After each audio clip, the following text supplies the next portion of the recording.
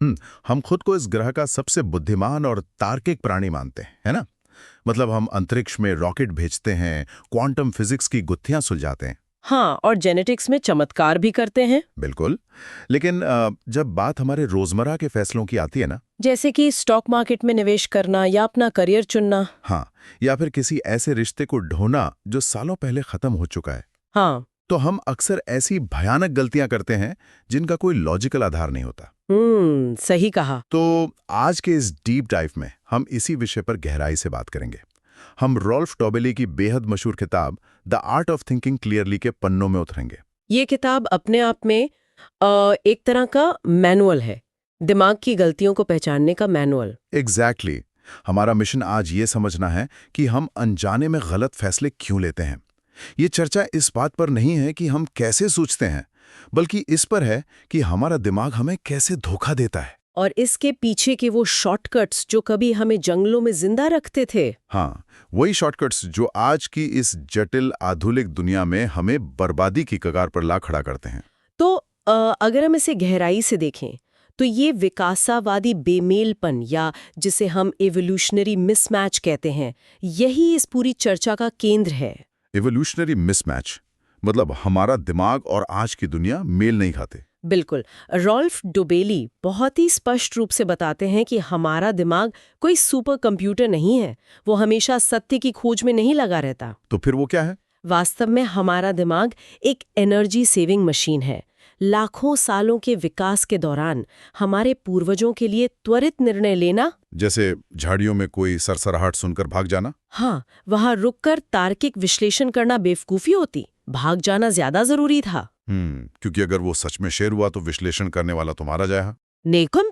तो आज हम उसी आदिम दिमाग को लेकर एक ऐसे आधुनिक समाज में जी रहे हैं जहां स्टॉक मार्केट है, ब्याज दरें हैं। हाँ, और जटिल कॉर्पोरेट स्ट्रक्चर्स हैं, और यहीं पर कॉग्निटिव बायस या दिमागी पूर्वाग्रह जन्म लेते हैं। तो मतलब ये कॉग्निटिव बायस कोई मानसिक बीमारी नहीं है? नहीं, बिल्कुल नहीं। ये कोई कमजोरी नहीं है, बल्कि ये एक ऐसे सॉफ्टवेयर के ग्लिच हैं जिसे पिछले 1 लाख सालों से अपडेट ही नहीं किया गया है। वाह, ये सोचने का नजरिया ही बदल देता है। जब हम इन बायसेस को सिर्फ गलतियों के बजाय एक सर्वाइवल मैकेनिज्म के रूप में देखते हैं तो चीजें बहुत दिलचस्प हो जाती हैं। हाँ, और डबल ई ने अपनी किताब में ऐसे दर्जनों बायसेस का विश्लेषण किया है। तो चलिए सबसे पहले और सबसे शक्तिशाली पूर्वाग्रह से शुरू करते हैं, कन्फर्मेशन बायस। डोबली से सभी बायसेस की माँ कहते हैं। कन्फर्मेशन बायस ये बहुत ही सूक्ष्म तरीके से काम करता है। ये वो टेंडेंसी है ना जहाँ हम केवल उसी जानकारी को स्वीकार करते हैं जो हमारे पहले से बने विचारों को सही साबित करती है। बिल्कुल। और उन सारे तथ्यों को हम खारिज कर देते हैं जो हमारे खिलाफ जाते हैं। हाँ। असल में ये एक फिल्टर की तरह है। एक फिल्टर? हाँ, मान लीजिए किसी ने एक विचार बना लिया है कि अमुक आर्थिक नीति देश के लिए बहुत अच्छी है। ठीक है। अब उसका दिमाग अनजाने में अखबारों में या इंटरनेट पर सिर्फ उन आंकड़ों को तलाशेगा जो उस नीति के फायदे बताते हैं। और अगर कोई ऐसा रिसर्च पेपर सामने आता है जो उस नीति के नुकसान गिनाता है तो दिमाग तुरंत उसे पक्षपाती या गलत मानकर खारिज कर देगा। डोबेली यहाँ चार्ल्स डार्विन का एक बहुत ही शानदार उदाहरण देते हैं। और डार्विन का उदाहरण? हाँ, वो डायरी वाला नियम ना। एग्जैक्टली। डार्विन जानते थे कि इंसानी दिमाग कैसे काम करता है, इसलिए जब भी उन्हें अपनी थियरी के खिलाफ कोई नया सबूत मिलता था तो वो उसे तुरंत लिख लेते थे। हाँ, उनका मानना था कि अगर वे ऐसा नहीं करेंगे तो उनका दिमाग उस विरोधी तथ्य को सिर्फ 30 मिनट के भीतर भुला देगा। 30 मिनट, ये तो बहुत डरावना है। डार्विन का ये तरीका आज के डिजिटल युग में और भी ज्यादा प्रासंगिक हो जाता है। बिल्कुल, आज के सोशल मीडिया एल्गोरिदम को ही देख लीजिए। हाँ, वे पूरी तरह से कन्फर्मेशन बायस पर ही काम कर रहे हैं। वे हमें वही दिखाते हैं जो हम देखना चाहते हैं, जिससे हमारे इको चैम्बर्स और भी गहरे होते जाते हैं। इंसान को लगता है कि वो दुनिया भर की जानकारी ले रहा है, जबकि असल में वो सिर्फ अपनी मान्यताओं की पुष्टि कर रहा है। नए विचार या विरोधी तथ्य हमारे दिमाग में सच में दर्द पैदा करते हैं, जिसे कॉग्निटिव डिसोनेंस कहते हैं, और हमारा दिमाग इस दर्द से बचने के लिए विरोधी तथ्यों की हत्या कर देता है। सही कहा। और ये सिर्फ विचारों या राजनीति तक सीमित नहीं है, ये व्यवसाय में भी उतना ही हावी है। व्यवसाय में कैसे? देखिए, बड़ी बड़ी कंपनियों के सीईओ किसी नए प्रोडक्ट के विचार से इतने जुड़ जाते हैं कि वे मार्केट रिसर्च के उन आंकड़ों को अनदेखा कर देते हैं जो बताते हैं कि प्रोडक्ट फ्लॉप हो जाएगा, और अपनी मान्यताओं को बचाने के लिए करोड़ों का नुकसान कर बैठते हैं। बिल्कुल।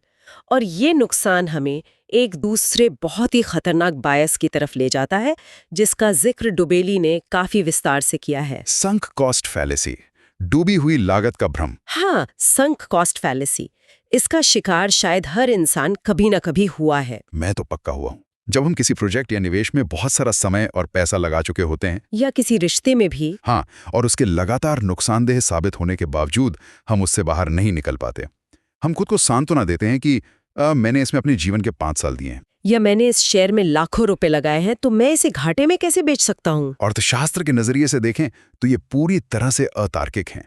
जो चला गया वो वापस नहीं आता। बिल्कुल। डोबेली इस बात पर जोर देते हैं कि तर्कसंगत निर्णय लेने के लिए केवल ये देखना चाहिए कि भविष्य में क्या लागत और क्या फायदे होंगे। जो पैसा या समय संक हो गया यानी डूब गया, उसे वापस नहीं लाया जा सकता। इस बायस का सबसे क्लासिक उदाहरण है कॉनकॉर्ड इफेक्ट। हाँ, कॉनकॉर्ड जेट वाला प्रोजेक्ट ब्रिटिश और फ्रेंच सरकारों का। हाँ, दोनों सरकारों ने मिलकर सुपरसोनिक पैसेंजर जेट बनाने का प्रोजेक्ट शुरू किया था। बहुत जल्दी ये स्पष्ट हो गया था कि ये प्रोजेक्ट आर्थिक रूप से कभी सफल नहीं होगा। लेकिन दोनों सरकारों ने इस प्रोजेक्ट में इतना पैसा लगा दिया था कि उन्हें पीछे हटने में शर्मिंदगी महसूस हो रही थी। एग्जैक्टली। अपनी पिछली डूबी हुई लागत को सही ठहराने के लिए उन्होंने और भी अरबों डॉलर बहा दिए। ये शर्मिंदगी या फेस सेविंग का तत्व संक कॉस्ट पॉलिसी को बहुत खतरनाक बना देता है। हाँ। हार मानना या गलती स्वीकार करना हमारे अहंकार पर चोट करता है। इसलिए इंसान एक हारने वाले सौदे को तब तक खींचता है जब तक कि वो पूरी तरह से बर्बाद न हो जाए। और ये सिर्फ सरकारों की बात नहीं है, हम रोजमर्रा की जिंदगी में भी ऐसा करते हैं। मान लीजिए हम एक बेहद खराब फिल्म देखने के लिए सिनेमाघर में बैठे हैं, सिर्फ इसलिए क्योंकि हमने टिकट के पैसे दिए हैं। हाँ, या किसी ऐसी किताब को अंत तक पढ़ना जो बिल्कुल बकवास है। तर्क तो यही कहता है कि पैसे तो वैसे भी जा चुके हैं, अब अपना समय क्यों बर्बाद किया जाए। लेकिन हमारा दिमाग उस डूबी हुई लागत से चिपका रहता है। इससे बचने का सबसे कड़वा लेकिन जरूरी उपाय यही है कि हमें हर दिन अपने निवेश का 0 से मूल्यांकन करना चाहिए। 0 से मूल्यांकन? हाँ, सवाल ये नहीं होना चाहिए कि मैंने इसमें अब तक कितना लगाया है। तो सवाल क्या होना चाहिए? सवाल ये होना चाहिए कि अगर मैं आज की स्थिति से शुरुआत करता तो क्या मैं इसमें निवेश करता? और अगर जवाब नहीं है तो तुरंत रुक जाना चाहिए। बहुत सही बात है। अब जब हम नुकसान उठाने की बात कर रहे हैं तो इंसान अक्सर अनिश्चित स्थिति में दूसरों की तरफ देखने लगता है। और यही हमारी तीसरी बड़ी मनोवैज्ञानिक कमजोरी सामने आती है, सोशल प्रूफ, या जिसे हम सामाजिक प्रमाण कहते हैं। साधारण भाषा में कहें तो भीड़ की मानसिकता। अगर लाखों लोग कुछ कर रहे हैं तो वे गलत कैसे हो सकते हैं, ये सोच। डोबेचली ने इसे बहुत ही शानदार ढंग से समझाया है। अगर हम इसके विकासवादी इतिहास में जाएं तो ये बहुत लॉजिकल लगता है। हाँ, वो जंगल वाला उदाहरण। मान लीजिए 50,000 साल पहले हमारे कुछ पूर्वज अफ्रीका के जंगलों में शिकार कर रहे हैं और अचानक बाकी के सारे साथी भागने लगते हैं। उस समय रुककर ये सोचना कि अच्छा, क्या सच में वहां शेर है या ये लोग ऐसे ही भाग रहे हैं? ये तो एक जानलेवा फैसला हो सकता था। जो लोग बिना सोचे भीड़ के साथ भागे वे जिंदा बचे। और हम उन्हीं के वंशज हैं।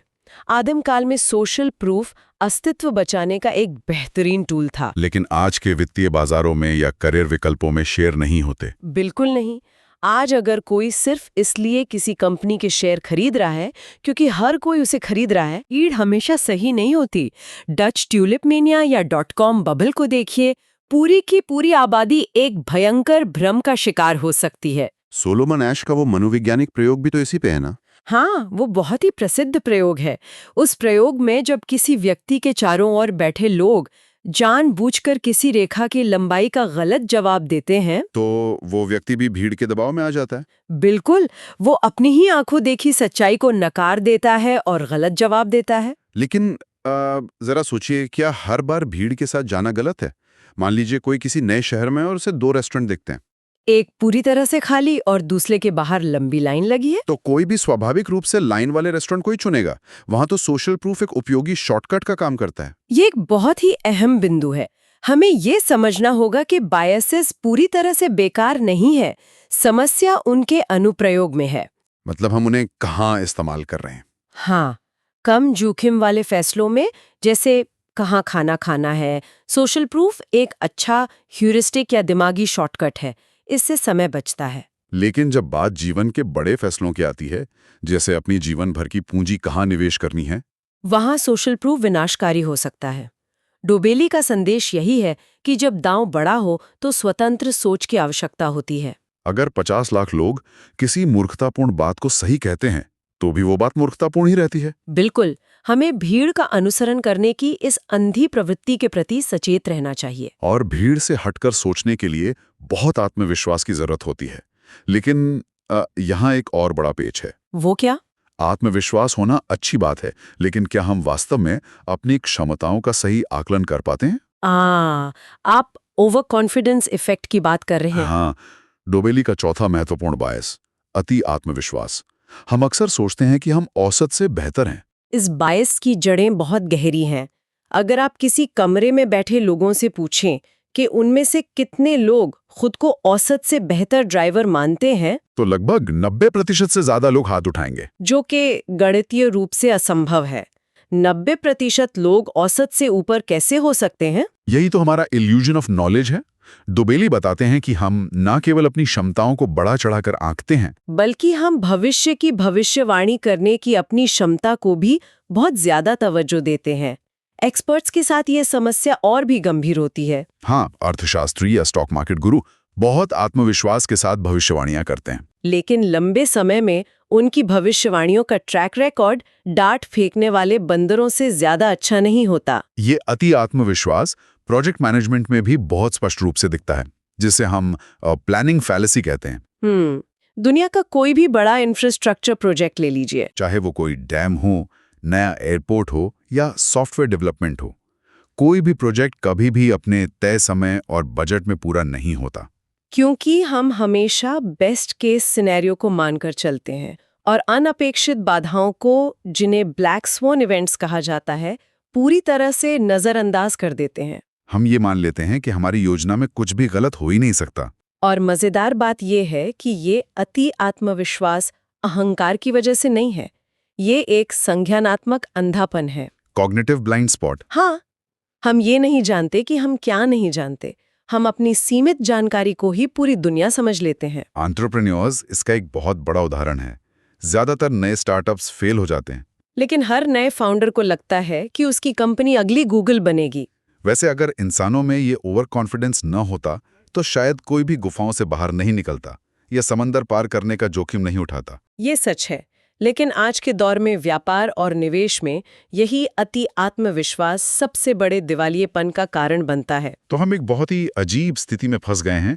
हमारा दिमाग नई जानकारी को कंफर्मेशन बायस के जरिए नकारता है। संक कॉस्ट फैलेसी हमें पुरानी गलतियों से बांधे रखती है। सोशल प्रूफ हमें भीड़ का हिस्सा बना देता है। और ओवर कॉन्फिडेंस हमें ये यकीन दिलाता है कि हम बिल्कुल सही रास्ते पर हैं। ये तो पूरा एक चक्रव्यूह है। अगर हमारा अपना ही दिमाग हमारे खिलाफ खेल रहा है तो इससे बाहर कैसे निकला जाए? क्या हम अपने दिमाग की वायरिंग बदल सकते हैं? वायरिंग को पूरी तरह से बदलना तो असंभव है, क्योंकि ये लाखों सालों के विकास का परिणाम है। तो फिर उपाय क्या है? डोबेली की किताब का मूल तत्व, स्पष्ट सोच की कला, हमें इसे निपटने का एक ढांचा देती है। इसका पहला सिद्धांत है वाया नेगेटिव का उपयोग करना। वाया नेगेटिव मतलब?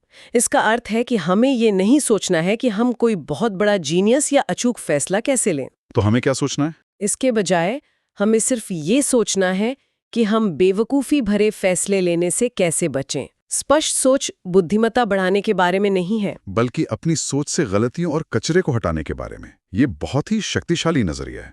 जीतने से ज्यादा जरूरी है हारने से बचना। बिल्कुल। और इसके लिए हमें अपनी सोचने की गति को धीमा करना होगा। आज की दुनिया हमें लगातार तेज फैसले लेने के लिए मजबूर करती है। तुरंत जवाब दें, तुरंत निवेश करें। लेकिन हर तेज प्रतिक्रिया हमारे आदिम बायसेस से होकर गुजरती है। स्पष्टता कभी जल्दबाजी में नहीं आती।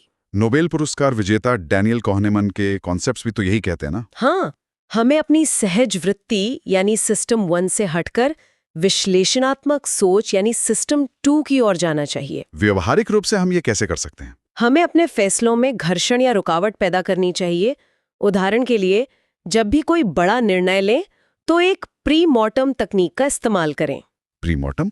ये कैसे काम करता है? ये सोचें कि मान लीजिए 1 साल बाद आपका ये फैसला पूरी तरह से गलत साबित हो गया है, तो उसकी क्या वजह रही होंगी? ओहो, ये तकनीक तो हमें सीधे हमारे अति आत्मविश्वास से बाहर निकाल देगी। हाँ, और उन संभावित खतरों को देखने में मदद करेगी जिन्हें हमारा कन्फर्मेशन बायस छिपाने की कोशिश कर रहा था। यानी हमें खुद का ही सबसे बड़ा आलोचक बनना होगा, बड़ी बड़ी कंपनियों में भी तो इसके लिए एक डेविल्स एडवोकेट नियुक्त किया जाता है ना। बिल्कुल, जिसका काम ही सिर्फ ये होता है कि वो बहुसंख्यक राय या भीड़ की मानसिकता को चुनौती दे। ये असहमति को संस्थागत रूप देने का एक तरीका है, ताकि लोग एक ही दिशा में अंधी दौड़ न लगाएं। सही कहा।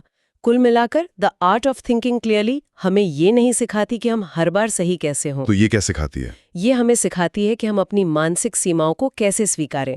जब हम ये मान लेते हैं कि हमारा दिमाग बायसेस से भरा है, तो हम ज्यादा विनम्र हो जाते हैं। हम अपने विचारों पर कम मुग्ध होते हैं और विरोधी दृष्टिकोणों को ज्यादा ध्यान से सुनते हैं। और यही वो जगह है जहां से असली तार्किक और स्पष्ट सोच की शुरुआत होती है।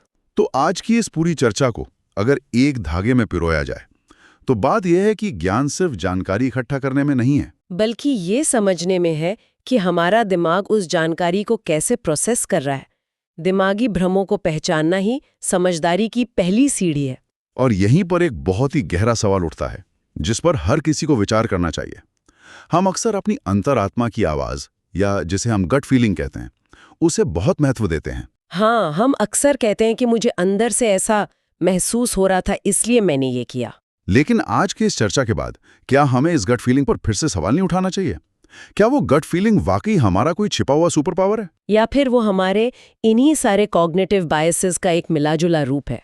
एग्जैक्टली, जो हमारे दिमाग को सबसे आसान और कम मेहनत वाला शॉर्टकट लेने के लिए प्रेरित कर रहा है। ये सोचने वाली बात है। तो अगली बार जब कोई बड़ा फैसला लेते समय आपको सब कुछ बहुत स्पष्ट, आसान और आपकी मान्यताओं के बिल्कुल अनुकूल लगे, तो एक पल के लिए रुकिएगा, गहरी सांस लीजिएगा और सोचिएगा कि कहीं आपका आदिम दिमाग आपके साथ कोई नया खेल तो नहीं खेल रहा। यही वो जगह है जहां स्पष्ट सोच की कला वास्तव में शुरू होती है। अगर आज के इस डीप डाइव में सोचने के तरीकों के बारे में कुछ नया पता चला हो, तो श्रोता इसे अपने दोस्तों और सहकर्मियों के साथ जरूर साझा कर सकते हैं। हो सकता है कि ये उन्हें किसी बड़े कॉग्निटिव बायस का शिकार होने से बचा ले। ऐसे ही विश्लेषणात्मक विषयों पर चर्चा के लिए हमारे साथ बने रहें और सब्सक्राइब करें। अगली बार एक नए विषय के साथ फिर मिलेंगे। तब तक अपने फैसलों पर सवाल उठाते रहें और स्पष्ट सोचें।